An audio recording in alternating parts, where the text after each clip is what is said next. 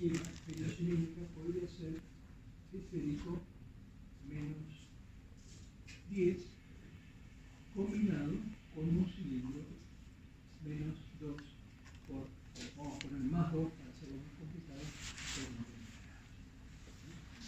grados. Para eso, lo primero es que durante todo el curso voy a estar haciendo énfasis en la parte anatómica del ojo con la parte visual, porque esto surge siempre en la mayoría de las córneas, que son las que inducen el astigmatismo, son con la regla. Entonces, este meridiano, en cero, por ejemplo, podría estar en cualquier eje, pero digamos, en general hablamos de astigmatismo con la regla cuando el meridiano más plano está en 180 en 0 grados.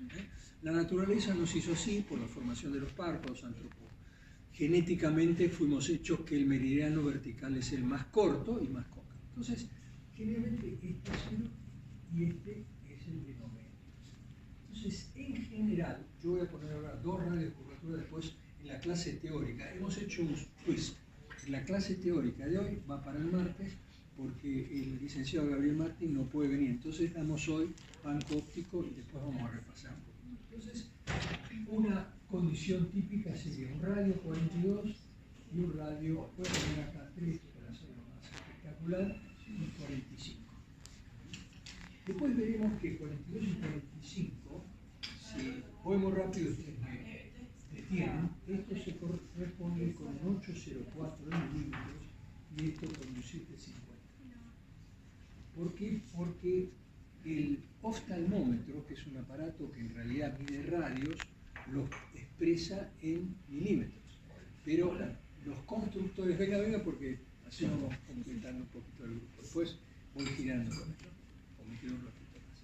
Entonces, cuando decimos 42 o 45, está hecho para un índice de refracción de 1,3376, que es el índice ponderado de los distintos medios del ojo.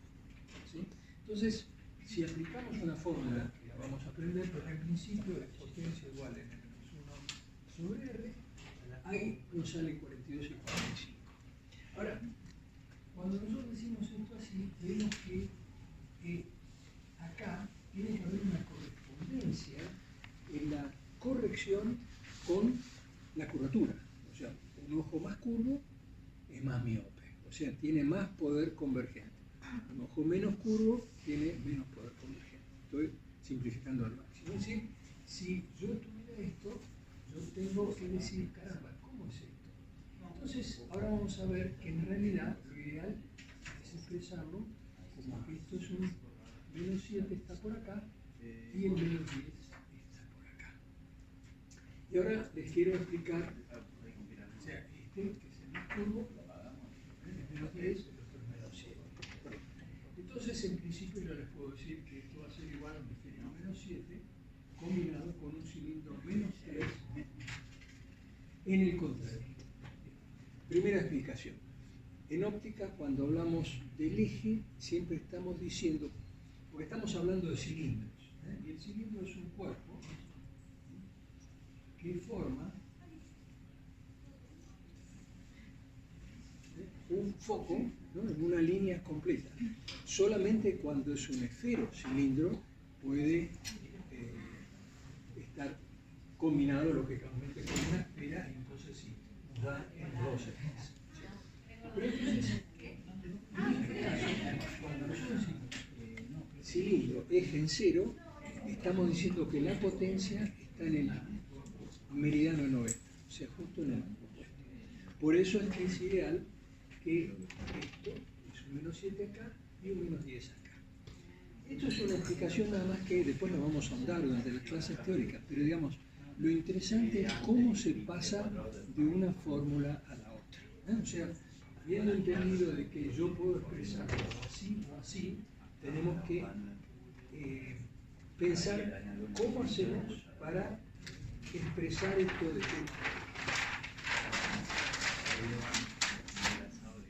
acérquense un poquito todas, entonces fácil. Entonces, nosotros ahora estamos pensando en estos. Si ustedes como médicos, en general siempre conviene que usen probines donde el cilindro sea negativo, pero se puede usar provines positivos. Entonces, vamos a suponer que ustedes, porque tenían provines positivos, pusieron esférico, escribo chiquitito, uso el mismo ejemplo, menos 10 combinado con un cilindro más 3 por 90. Yo esto lo podría imaginar de la siguiente manera. Vamos a suponer que estos son superficies, la cara interna, como ustedes aprendieron en la clase anterior, y la cara externa. El 10 estaría en 0. ¿Perdón? El 10 estaría en 0. No. Ahora va a ver por qué todo es igual. Entonces, yo tengo la cara anterior, por ejemplo, y la cara posterior de una lente que se combinan las dos superficies. Entonces, en este, yo pongo el menos 10, por ejemplo, acá, y después tengo que poner el cilindro más 3. Pero ¿qué le había dicho recién? ¿Dónde va a estar ese más 3?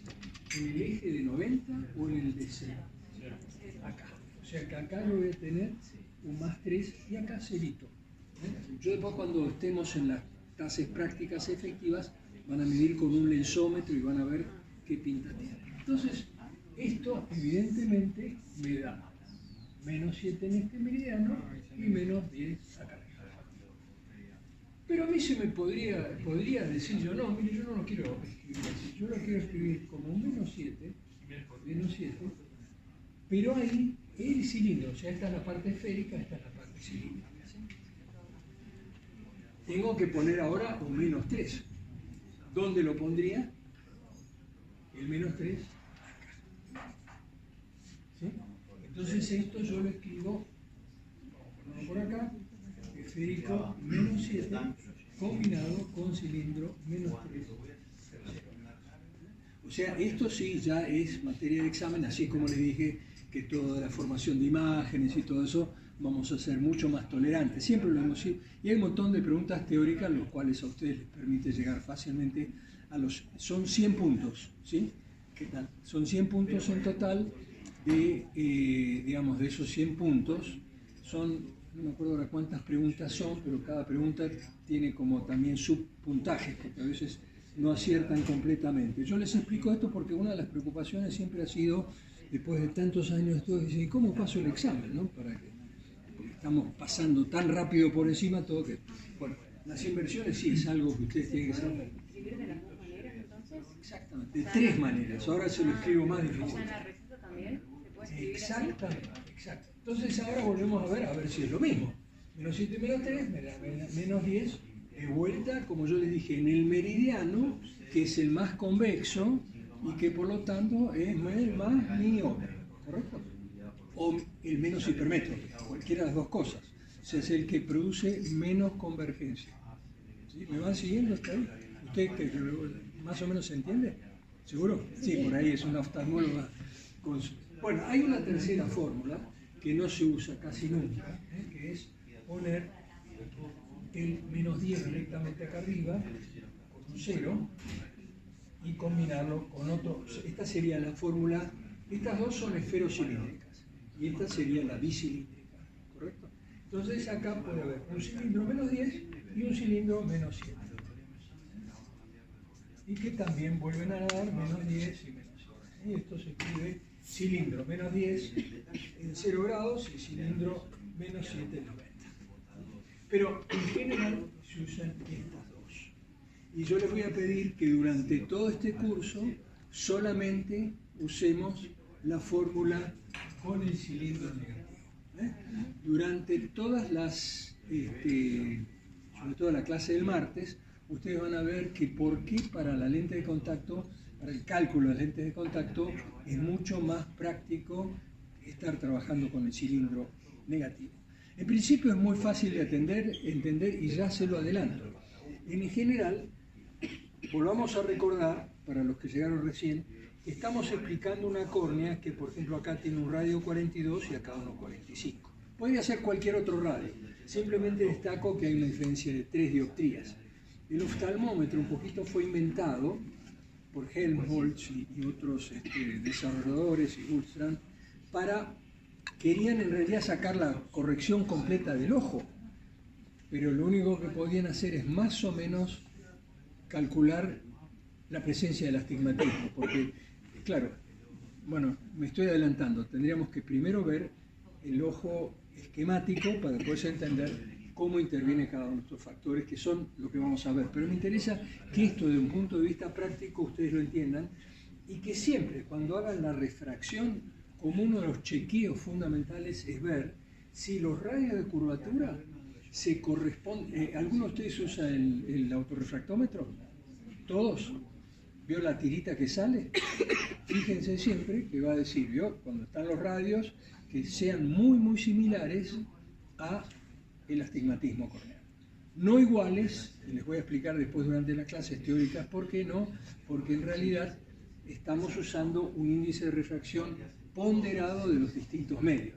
La córnea tiene 1,376, el humor acuoso tiene 1,33, el cristalino tiene 1,49, entonces cuando desarrollaron esto tomaron un promedio y todos, el Ion Master, todos se valen de ese índice de refracción. Entonces no es una seguridad cuando decimos que la potencia del ojo va a ser 42 o 45, no es así. No es así. Es una aproximación.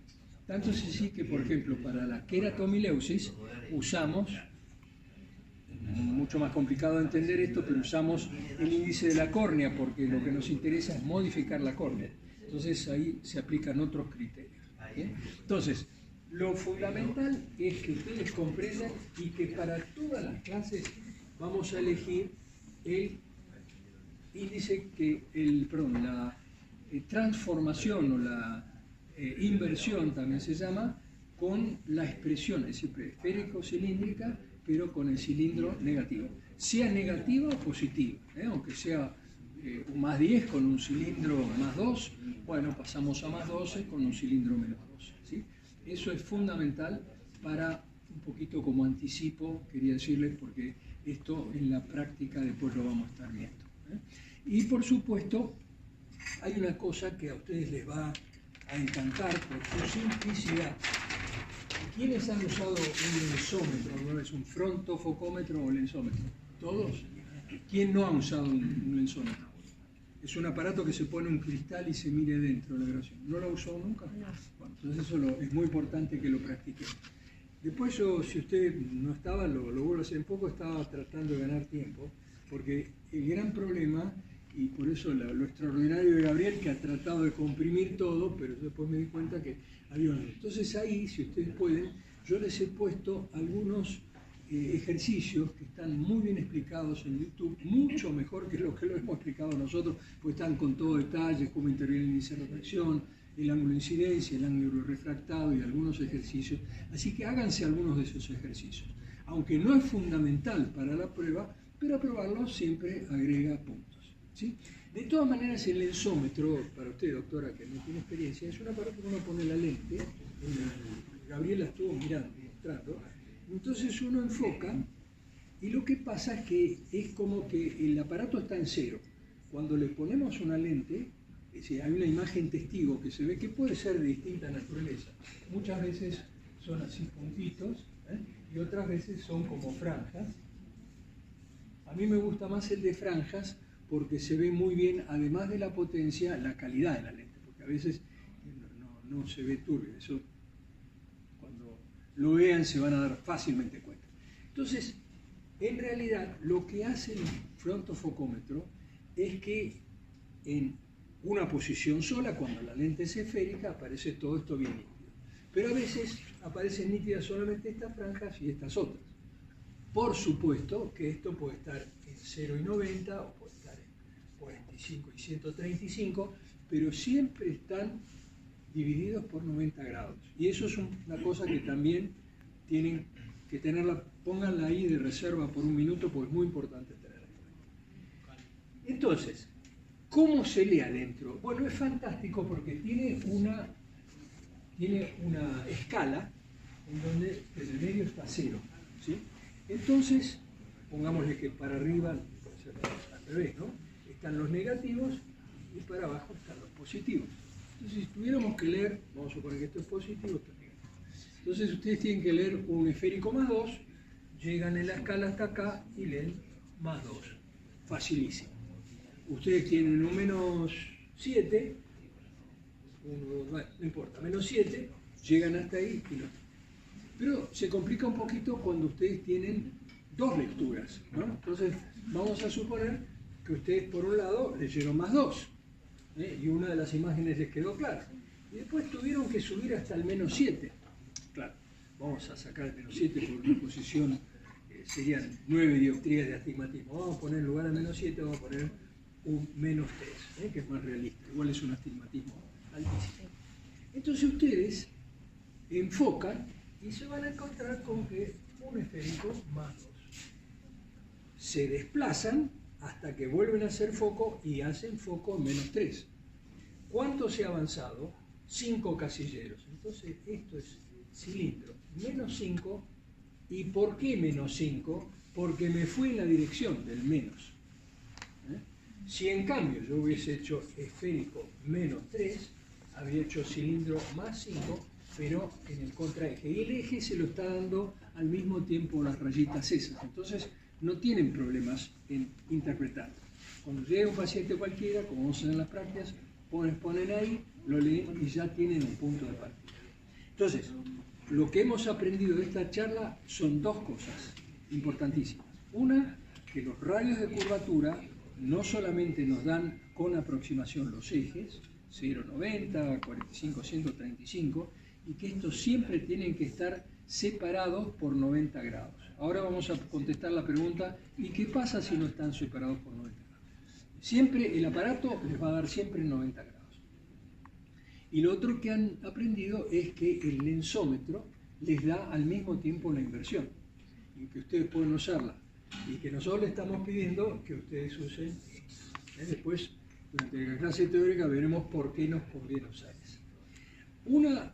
La última acotación, porque ahí Gabriel nos está esperando, es la siguiente. En los queratoconos, por supuesto que a veces no hay un eje 0 y 90, aunque el aberrómetro y aparatos de los que vamos a hablar, o el topogómetro le da una cierta lectura en 0,90, pero la refracción no. Entonces hay muchísimos médicos, inclusive médicos de mucha experiencia, que empiezan a poner un cilindro, otro cilindro, y de golpe se encuentran con una cosa media así.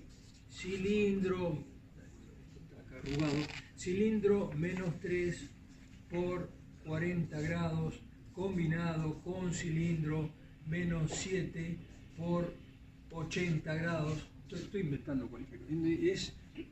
Para resolverlo hay que aplicar el teorema de Stokes, o siempre usar para el elemento de las fuerzas, ¿no? Buscar la optimización, lo cual es un lío terrible. En cambio, ustedes toman dos provines de la caja de pruebas. Provines son una serie de lentes que ponemos delante para buscar la corrección, ¿sí? Ustedes ponen esos dos provines dentro de un armazón de prueba, lo ponen en un lensómetro y les va a dar perfectamente el equivalente en dos meridianos determinados. Eso lo vamos a hacer. Entonces, estos pequeños consejitos que están como al margen de la clase teórica central son los que también vamos a ir viendo. Respecto a las clases prácticas, porque nunca nos hemos encontrado con un curso tan numeroso, ¿no? Lo cual complica mucho las prácticas, porque aunque nos dividimos por grupos después, una vez llegados allá, van a ir haciendo una rotación, observación cómo se fabrican lentes de contacto, la parte refractiva, que es la que más tiempo lleva en gabinete, prótesis, baja visión y la parte de gafas, que es la más importante en lo cotidiano. Pero yo estoy pensando que nos vamos a dividir en principio en dos, o sea, vamos a tratar de hacer dos. Ustedes son como casi 70, entonces vamos a ver si podemos armar para el martes que viene. Yo les voy a dar una pauta para que el jueves, el jueves de la otra semana no tenemos práctica, no, creo que no, el otro jueves, porque los 2 días de práctica son el 2 y el 9, yo estoy seguro que voy a tener que meter algún día más de práctica porque si no va a ser muy difícil con un grupo tan grande. Prefiero manejar un día un grupo, otro día otro grupo, después volver con otro y así. O sea que por ahí tenemos 4 clases y vemos un poquito cómo podemos acomodar. Si hacemos lo mejor posible. Bueno, muchas gracias por la atención. Ahora vamos a... Algunas de las cosas que dije que era la manera en que la naturaleza se comportaba, se comporta. En principio va a ser solo cualitativo, o sea, no voy a hacer una medición ni de ángulos de ningún tipo, simplemente ver que básicamente lo que les dije es cualitativamente cierto. Para eso, como somos muchos, habitualmente esta clase lo que hacemos es, bueno, se ven acá adelante y entre todos vemos y demás. Como este año somos demasiados, lo que optamos por hacer es con una camarita que está apuntando a donde se supone que tenemos que ver.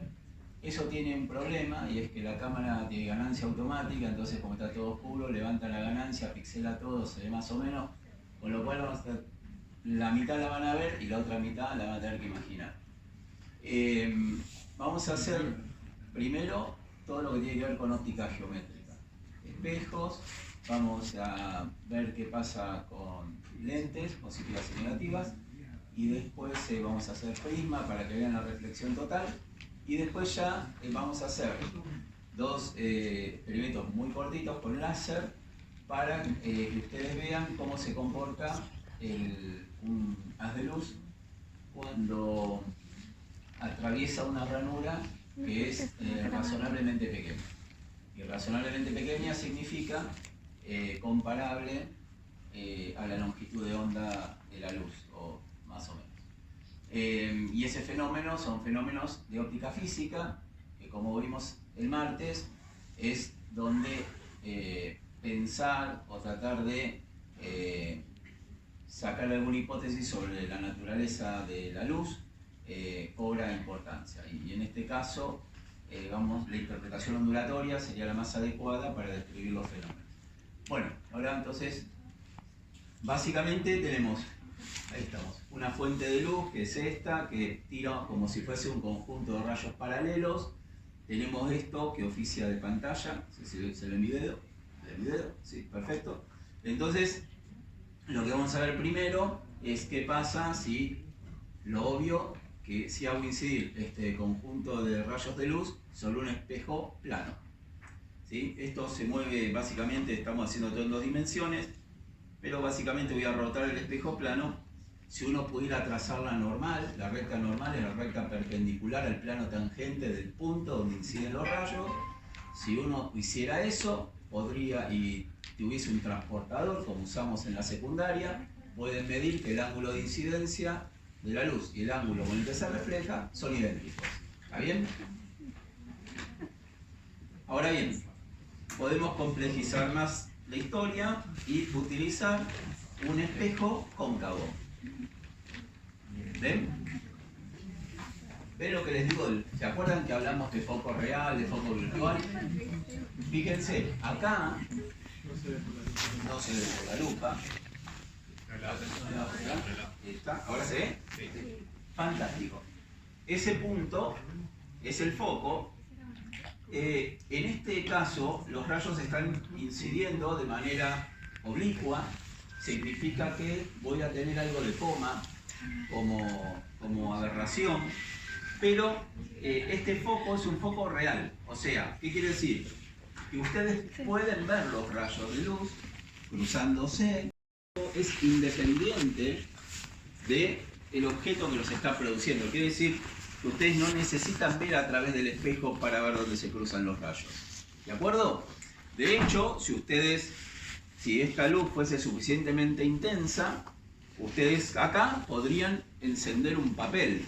De hecho, hay registros que hace miles de años usaban, ya después de descubierto el vidrio, esferas de vidrio, ya estamos hablando del Imperio Romano, que los usaban para encender fogatas, de día, ¿no? De noche no sirve.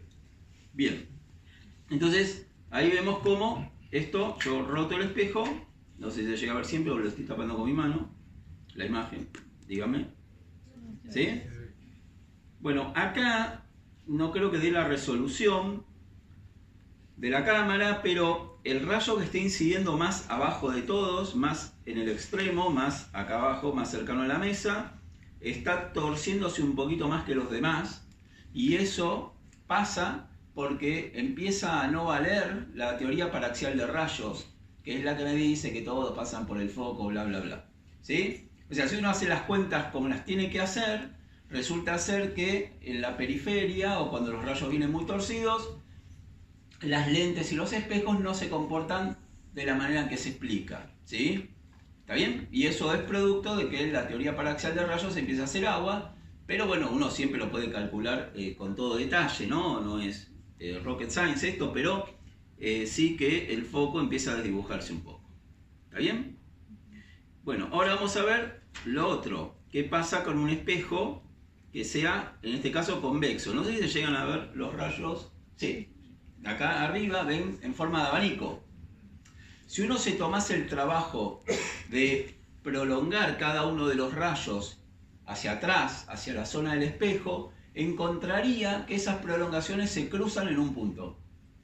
Y a ese punto, obviamente, por similitud en el caso anterior, se lo llama foco, pero en este caso es producto de la prolongación de rayos y por eso se lo llama foco virtual. ¿Está bien? Ahora, la pregunta es, ¿quién prolonga los rayos? Digo, ¿por qué prolongamos los rayos? ¿Cuál es el sentido de todo esto? Y el sentido es que el que prolonga los rayos es el cerebro.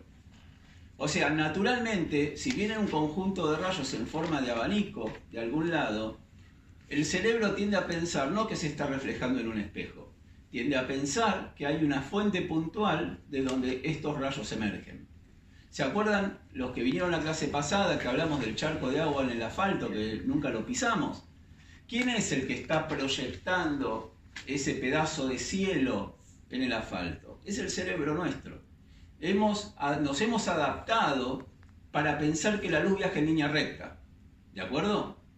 Y eso nos sirvió para escapar de los depredadores, nos sirve para que no nos pise el colectivo, nos sigue sirviendo. Pero no es cierto. ¿Sí? Ni siquiera es cierto a gran escala, sabe muy bien o no, pero la luz se curva en el espacio debido a las grandes masas, grandes objetos masivos como puede ser el Sol, por ejemplo. Pero bueno, hemos evolucionado creyendo eso y nos ha servido. Y de ahí las imágenes virtuales, de ahí los focos virtuales. ¿Sí? Bueno, ahora vamos a hacer lo mismo, pero en lugar de con espejos, con lentes. Yo voy a poner una suerte de lente biconvexa, o sea, una lente positiva, como la que se usaría para corregir la hipermetropía. Pero bueno, es en una dimensión. Perdón, por ahí, se la banca así. ¿Sí? Se ve perfectamente cómo inciden los rayos de luz y todos los rayos se cruzan en un punto, foco. Este foco es real. ¿Sí? Si tuerzo un poquito la lente, ya van a ver y se queda, cosa que no sé si lo logro. Pero bueno, si la voy... ¿Lo logré? No. Vamos a ver si lo puedo poner un poco así y sostenerla. Bueno, lo que les quería mostrar es que los rayos de afuera ya empiezan a hacer medio cualquier cosa. Que el foco se empieza como a desdibujar. ¿Sí? Y esto es porque al ser grande el ángulo, la teoría paraxial de rayos empieza a no funcionar. Ahora vamos a hacer lo mismo con una lente que simula ser una lente negativa, como la que se usa para corregir la miopía. En este caso es bicóncava. Fíjense lo mismo, ¿sí? Los rayos de luz divergen. Si yo me tomo el trabajo de prolongar cada rayito, me encontraría que del lado de donde viene la fuente se cruzarían estos rayos virtuales en un punto que es el foco. Como estas dos lentes tienen la misma potencia, cuando yo pongo una y la otra, y a ver si tengo suerte en que se queden, fíjense cómo no pasó nada. O sea, se neutralizan.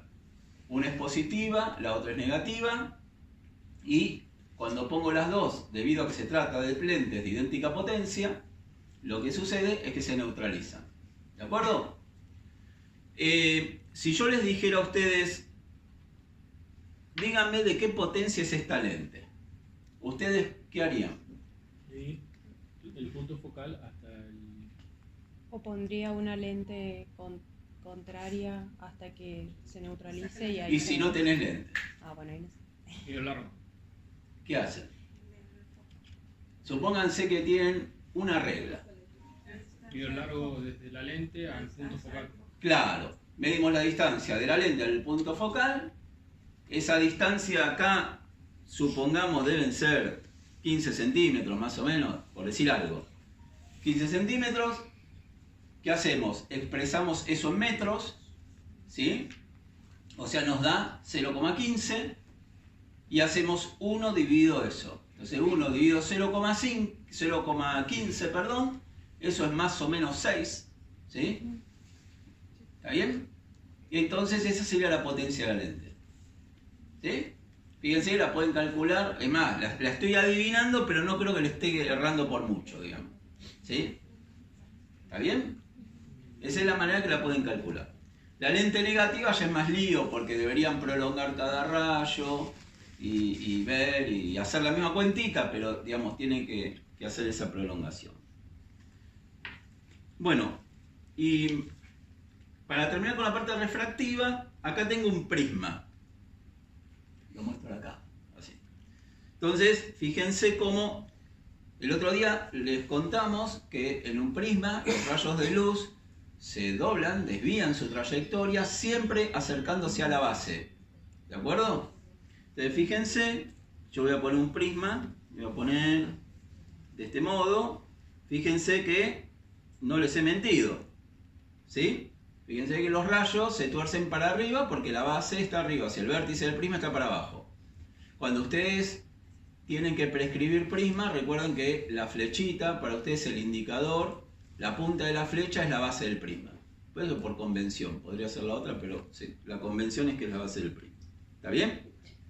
Ahora, este prisma tiene una particularidad, que el que lo hizo, a propósito, el ángulo que tiene este prisma guarda relación con el índice de refracción para transformar esto en un prisma de reflexión total.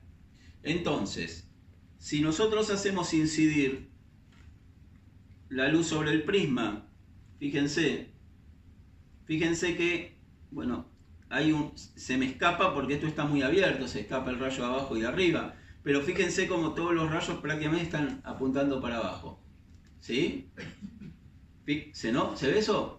Fíjense cómo los rayos llegan al prisma, obviamente lo atraviesan la primera superficie, y cuando llegan a la otra cara, la cara que está oblicua, no salen al aire. ¿Por qué? Porque inciden con un ángulo mayor al ángulo límite. Entonces, en lugar de refractarse en el aire, ¿qué hacen? Se reflejan como si esta superficie, la superficie oblicua que tengo acá en mi mano izquierda, fuese simplemente un espejo. ¿Está bien? Y los rayos los ven acá. Bueno, los prismas de reflexión total están en un montón de dispositivos, de equipos, de todo médicos, de todo tipo, y en lugar de usar espejos muchas veces se usan prismas de reflexión total, ¿sí? Los periscopios, los submarinos y ese tipo de cosas usan este tipo de prisma. Bueno, esto es con respecto a la parte refractiva, ¿sí? Después vamos a ver ahora, es un poco más incómodo para verlo, pero bueno, lo vamos a ver de algún modo. Yo el otro día les conté que la luz tiene un comportamiento raro o antiintuitivo. Nosotros estamos más acostumbrados a pensar en objetos materiales como pelotas, como piedras, como sillas, como mesas, ¿de acuerdo? Y si yo tengo una pared que tiene un agujero y del otro lado empiezo a tirar piedras, yo lo que sé es que algunas piedras van a pasar la pared, otras no, y lo que va a suceder es que las que la atraviesen y peguen contra la otra pared van a formar como un círculo, si es que el agujero es redondo, ¿sí? En donde la mayoría de las piedras van a caer en el medio y va a ir disminuyendo la probabilidad de que caigan las piedras hacia los lados, y eso es lo que uno ve. Pero resulta ser que la naturaleza es mucho más complicada que eso. Y la luz no se comporta de esa manera. Por eso es que se asocia a la luz como un comportamiento ondulatorio. Pero esto que le digo, de cómo se comporta la luz, también se comportan partículas físicas que tienen masa en reposo no nula, como electrones, protones. Y es más, aunque les parezca raro, una piedra también tiene una longitud de onda, que se puede calcular muy fácilmente. De Broglie fue el que tiró la ecuación, pero el problema es que la longitud de onda es tan corta que su comportamiento es como si fuese una piedra y no una onda. ¿De acuerdo? Bien, lo que estamos viendo acá es un láser que está atravesando una rendija muy finita. Entonces, lo que uno pensaría, si la luz fuese en piedras, es que esa rendija finita y chiquita se vería proyectado sobre la pantalla, ¿de acuerdo? Pero no se ve eso, miren lo que se ve. No se logra ver cómo vienen de ametropía ustedes. Este es el centro principal. La mayoría de la energía está acá. Fíjense, bandas oscuras y claras. Claras, perdón. Oscura, clara, oscura, clara. ¿Lo ven? Y es simétrico. Y es lo mismo para arriba que para abajo, simetría, y a su vez la intensidad luminosa va decreciendo, pero sigue al infinito. ¿Sí? Ahora, si yo achico la rendija, ¿qué creen que va a pasar con esta imagen? Si esta imagen, si la rendija la hago más pequeña, ¿qué creen que va a pasar? ¿Se va a ver todo más chiquito o se va a ver todo más grande? Levante la mano quien dice que se va a ver más chiquito. Levante la mano quien dice que se va a ver más grande. Se ve más grande. O sea, tanto es así que pensemos el proceso inverso. El proceso inverso sería yo agrando la rendija. Si yo la rendija la agrando al punto tal que su tamaño es mucho más grande que la longitud de onda de la luz, directamente lo que voy a ver acá es un punto. Ejemplo, usted tiene una linterna en su casa, o con el celu que tiene, hoy es una linterna. Si hacen incidir la luz sobre, alumbran por ejemplo la cerradura de una puerta, del otro lado van a ver la cerradura proyectada. ¿Sí? Pero si esa cerradura se hace cada vez más pequeña, va a llegar un momento que va a difractar y se va a ver una cosa rara como esta. ¿Está bien? Bueno, yo voy a mover la rendija y espero que esto siga funcionando. Puede ser un poco en equilibrio inestable, pero ahí se está achicando y se está agrandando un poco, ¿ven? Ven como el máximo principal, que es el del medio, agrandó su tamaño, como que todo se estiró hacia arriba. Y eso es debido a que estoy achicando la ranura, ¿sí? De hecho, yo podría medir el tamaño de la ranura en función del tamaño de estos máximos, y sería una manera más o menos eficiente de medir algo que es muy chiquitito, ¿de acuerdo? Y para eso necesito saber la longitud de onda de la luz. Si yo este experimento lo hago con un láser verde, va a ser diferente, se va a ver más comprimido esto, porque el láser verde tiene longitud de onda más chica. Entonces, la longitud de onda más chica significa que el agujero para el láser verde va a parecer más grande de lo que parece para la luz de color roja. ¿De acuerdo? Es como que la longitud de onda es la manera en que la luz mide si algo es grande o algo es chico. ¿Sí? Entonces, si la longitud de onda es más larga, significa para la luz que el objeto siempre va a ser más pequeño que para longitud de ondas cortas. ¿De acuerdo? Bueno, y lo otro que quería mostrarle, que esto voy a tener que dar la vuelta para que se vea, es el maravilloso experimento de la doble ranura de Young, de Thomas Young. Me cambió el... Entonces acá, ¿no?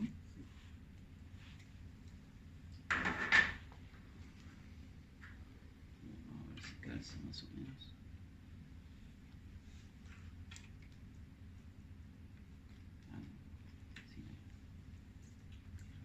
¿Sí? Creo que está pegando. Sí.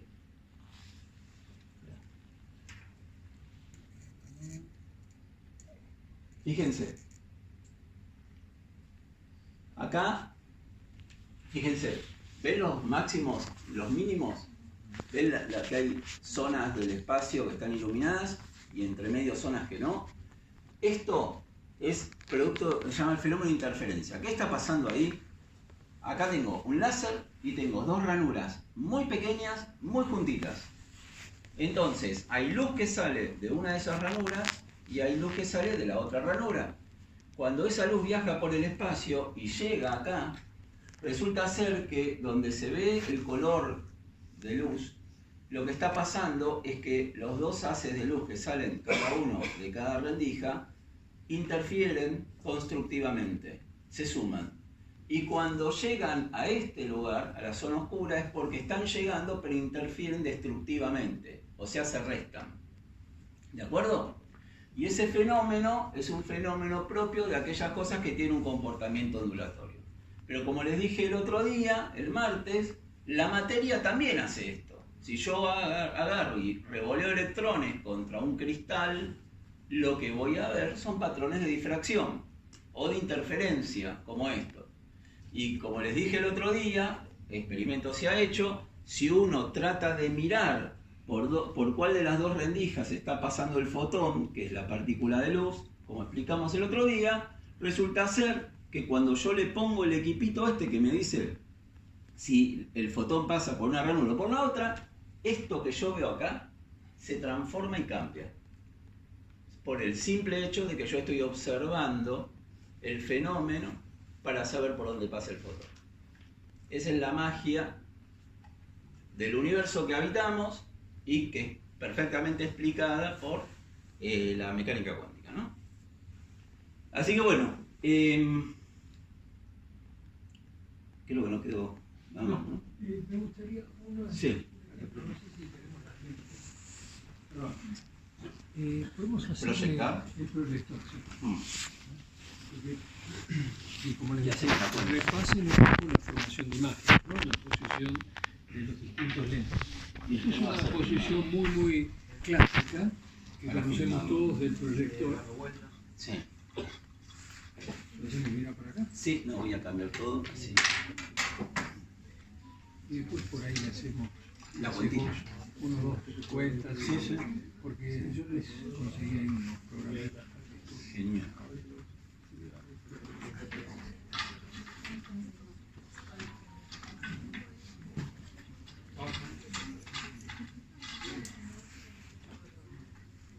Espera. Vamos a hacerlo mejor.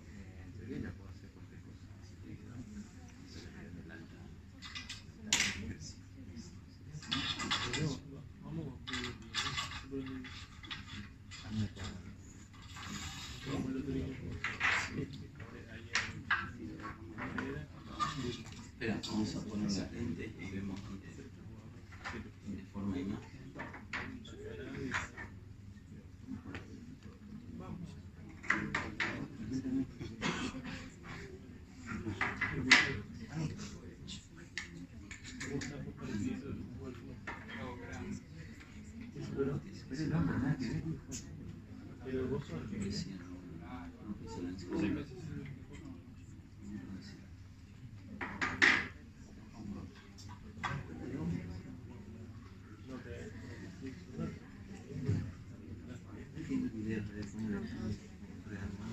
Siguiente disposición. Tenemos una pantalla, que es esta, una fuente de luz, que es esta, que debería ponerse un poquito más adelante, tipo un centímetro más adelante. Bueno, no, dejamos ahí y medimos. Tenemos una... Deja, acá voy a perder el foco acá. No te preocupes. Tenemos entonces una pantalla, que la que están viendo ahí, una lente y una fuente. La fuente esta de luz tiene un dibujito, que es el que ustedes están viendo, más o menos por ahí. La verdad que no logro ver el foco con detenimiento por el tema de contraste, pero este objeto, digamos, sería la fuente de luz, o haría las veces de objeto, tiene una flecha que apunta hacia ustedes, la horizontal, y una flecha que apunta hacia el techo, la vertical. Lo que ustedes están viendo acá en la pantalla es precisamente lo opuesto. una flecha que apunta para abajo y otra que no se ve, pero está apuntando hacia el lado del pizarrón. Eso ocurre porque cuando ustedes tienen una lente positiva y ponen un objeto entre el foco objeto y el infinito, lo que va a pasar es que la imagen que va a formarse en ese sistema va a ser una imagen real, pero invertida, ¿sí? Que es la manera en que funcionaban los proyectores de diapositivas que se usaban mucho antes de que exista el proyector digital. Uno ponía diapositivas y las tenía que poner siempre al revés de como las quería ver. Si las ponía al derecho, lo que pasaba es que la gente aparecía proyectado con la cabeza para abajo, o si las invertía de lado, aparecía toda la gente usando el reloj en la mano derecha. ¿De acuerdo? Entonces, lo que vemos acá es el caso de la proyección. Las lentes positivas, a diferencia de las negativas, tienen una particularidad interesante. Dependiendo de dónde esté el objeto con respecto a la distancia focal, pueden formar imagen, pueden no formarla. Y si forman la imagen, puede ser de dos tipos diferentes. Real, como es este caso, o virtual. Si es virtual, significa que la vamos a ver, la imagen, solo a través de la lente. El elemento o el instrumento óptico conocido que está hecho con una lente positiva y que genera una imagen de tipo virtual es la lupa. Si ustedes vieron una lupa, vieron que agarran la lupa y es para ver más grande las cosas.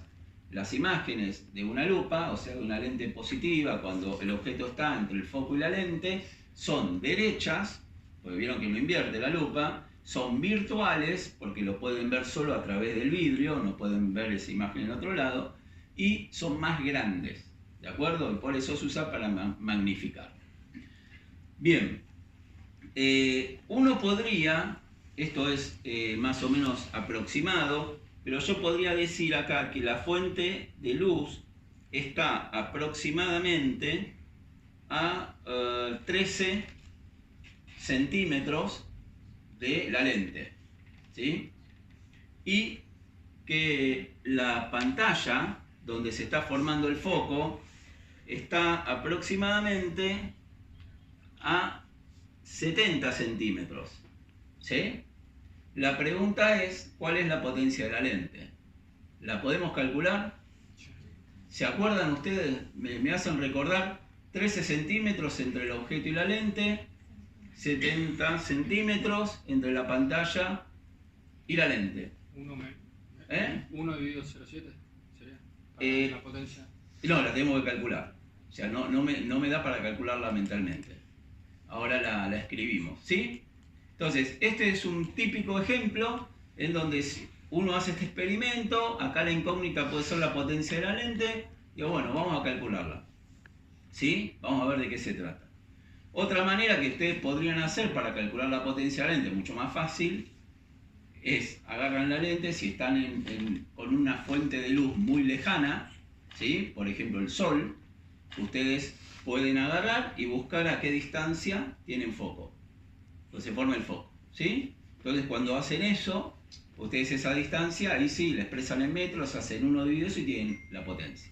Pero en este caso, como no tenemos fuente de luz lejana, podría usar por ahí el proyector, no sé, pero bueno, la idea es hacer un ejercicio de lentes. Entonces, vamos ahora a hacer un ejercicio de lentes, pero vamos a usar este caso, este experimento.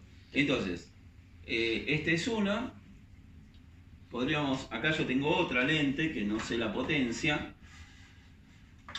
así que tendría que ver dónde forma imagen y como tengo poco contraste no logro verla. Así que me voy a quedar solamente con esta de acá. Entonces habíamos dicho que 13 centímetros estaba el objeto, 70 centímetros se formaba la imagen. ¿Qué potencia tiene la lente? ¿Sí? Bueno, entonces vamos a hacer algún cálculo. No, este era para la composición de la luz. Este era, ¿se ve ahí la composición de la luz? ¿Se ven los colores? Bueno, a ver si queremos hacer... Vamos a hacer... de que no tiene todas las componentes del espectro visible. ¿Está bien? Bueno, entonces ahora sí, 13 centímetros 70. Vamos a hacer la cuenta. Hacemos el primer problema de lentes. Que está perfectamente clarita, ¿sí? Entonces va una lente, perdón, se intercala cada lente y se tiene que mover esto hasta que la veamos bien. Y está calibrado de tal forma que de la forma se aleja, lente negativa, se acerca, lente positiva, hasta que está. Eso es todo el lensómetro.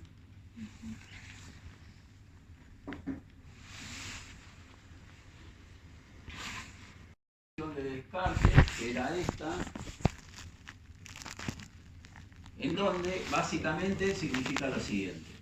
Yo tengo esta situación, yo tengo un eje que se llama eje óptico principal, tengo una lente. Si la lente es positiva, esquemáticamente se escribe como dos flechitas que apuntan hacia arriba y una hacia abajo. Si la lente es negativa, se hace al revés. ¿Está bien? Es un esquema, ¿no?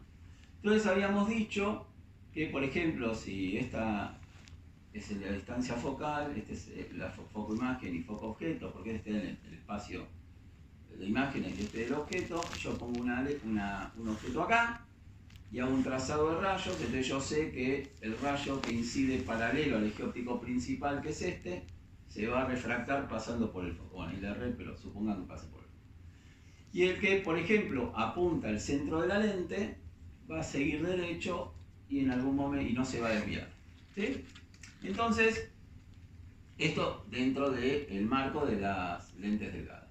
Entonces podemos ver cuál es el punto en que ambos rayos se cruzan y nosotros sabemos que ahí se va a formar la imagen.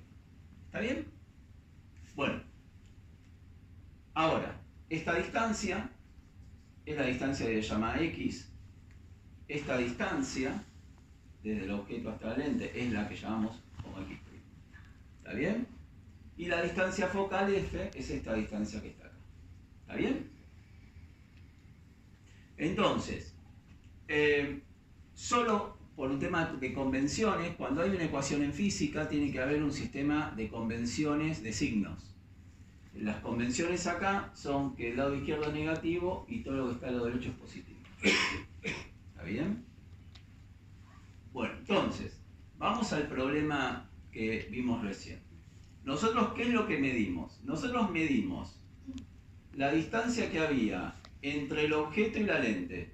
¿Sí? El objeto era esta cosa de acá, la fuente de luz. Y vimos que esta distancia era 13 centímetros, ¿se acuerdan? Más o menos, ¿no? Esto. Y vimos a qué distancia se, formaba el objeto, la imagen, perdón. Y vimos que obviamente esto no está en escala, para que me dé bien yo tendría que acercar mucho más el objeto al foco y me daría más lejos. Pero bueno, vimos que esto era 70 centímetros. ¿Sí? Entonces, tenemos X, tenemos X', queremos saber cuánto vale F. Quiero saber cuál es esta distancia. ¿De acuerdo? Y esta ecuación es la que me dice cómo hacerlo. ¿Sí? Para lo cual lo que tienen que hacer es despejar F. ¿Lo ven medio lío despejar F de un sistema de fracciones? Pueden hacer esto o pueden hacer otra cosa. Usar las ecuaciones de divergencia. Habíamos visto el otro día que hablar de esto era lo mismo que decir D igual B menos U. ¿Se acuerdan? Ahora, de despejar D, o sea, la potencia de la lente, ¿cuál es? La potencia de la lente es D. Así que ya está despejada, ni siquiera tienen que hacer despeje. En todo caso, lo que tendrán que hacer es saber cuánto vale B y cuánto vale U en función de estas dos medidas. ¿Estamos de acuerdo? Nosotros dijimos que B está definido como 1 sobre X'. O sea, la inversa multiplicativa de la distancia en la cual se forma la imagen. ¿Está bien? Entonces, en este caso, ¿qué otra cosa dijimos? Dijimos que las unidades de longitud, para que esto sea cierto y esto me den dioptrías, las unidades de longitud tienen que estar medidas en metros. Entonces, si yo digo 70 centímetros, está mal. Tengo que escribir 0,7 metros. ¿De acuerdo? ¿Está bien? Y bueno, y tendré que hacer esta cuenta. Y esta cuenta, no sé cuánto me dará 1,4, una cosa así. Hoy estoy inspirado. ¿Cuánto da? 1,4. Increíble. Dioptrías. ¿Está bien? Ahora vamos a calcular U con la misma lógica. U está definido como la inversa multiplicativa de la distancia que se coloca el objeto de la lente. Entonces sería 1 dividido 0.13. ¿Y esto da? 7. 7.6. Ah, 0.6. ¿Está bien? ¿Sí? Ahora, la pregunta es, ¿de qué lado de la lente está X? Del lado negativo. Entonces yo tengo que poner acá un valor negativo. En consecuencia este va a ser negativo. ¿Está bien? Porque está del lado negativo. Y entonces ahora escribo D es igual a B menos U. O sea, que es igual a B, que es 1,4 dioptrías, menos 7.6 dioptrías. ¿De acuerdo? Menos con menos, más. O sea que D es igual a 1,4 más, esto sería 9, ¿no? 9 dioptrías. Probablemente la potencia de esta lente sea 10, supongo. ¿Sí? Por el simple hecho de que usamos sistemas decimales debido a que nacimos con 5 dedos por mano. Pero como yo lo tomé de manera aproximada, lo que termina dando más o menos 9. ¿Está bien? Consulta. X', Sí. ahí en el gráfico sería la distancia del foco. No, del foco, de la imagen a la lente. Y foco. Y el foco es F, Ok. que es la inversa multiplicativa de la potencia. Pero como acá ya teníamos que calcular la potencia, ya está despejada. Sí. Si yo te digo la potencia y te digo dónde pongo el objeto y vos me tenés que calcular dónde se forma la imagen, tenemos que despejar B, por ejemplo. ¿Está bien? O sea, ustedes pueden usar, si usan la fórmula de divergencia, es por ahí matemáticamente un poco más fácil, porque simplemente hacen estos cocientes y después los meten en esta ecuación que despejarla es trivial, ¿no? Es para un lado o para el otro. No tiene mucho misterio. ¿Está bien? Bueno, podemos hacer por ahí un último ejercicio. Si quieren, Un último. como vos digas. No, sí, depende del entusiasmo de los chicos. Hacemos un último ejercicio. Otro ejercicio, haciendo la primera fórmula. Dale, vamos a hacer un ejercicio, pero con una lente negativa. ¿Sí? Vamos a ver dónde da una imagen de cuando ponemos un objeto frente a una lente negativa. ¿Está bien? Entonces, vamos a suponer que yo tengo un objeto que está ubicado a 20 centímetros de una lente negativa y la lente negativa tiene una distancia focal de menos 5 dioptrías. ¿Está bien? La pregunta es, ¿a qué distancia se forma la imagen? Y hay una cosa interesante. Nosotros esto nos va a permitir saber a qué distancia, pero también del signo que nos dé X'. Si nos da positivo, nos va a estar indicando que la imagen se forma del otro lado de la lente. Y si nos da negativo, nos va a decir que se forma de este lado de la lente. ¿Está bien? Bien, entonces, dijimos... Eso lo tienen que poner en el examen, ¿no? ¿Virtual o real? Claro. Ahora, primero. ¿Sí? Entonces, ¿qué hay que calcular? X'. ¿Y X' está implícitamente en cuál de estas tres esposas? B. en B. ¿Sí? Entonces, el primer paso para mí es calcular B. Y después hago 1 sobre B y saco X'. ¿De acuerdo? ¿Está bien? Entonces, para mí, decir que no sé X' es decir que no sé B. ¿Sí? Entonces, despejo B. Si hacen el despeje, ve que les queda D más U. ¿Está bien?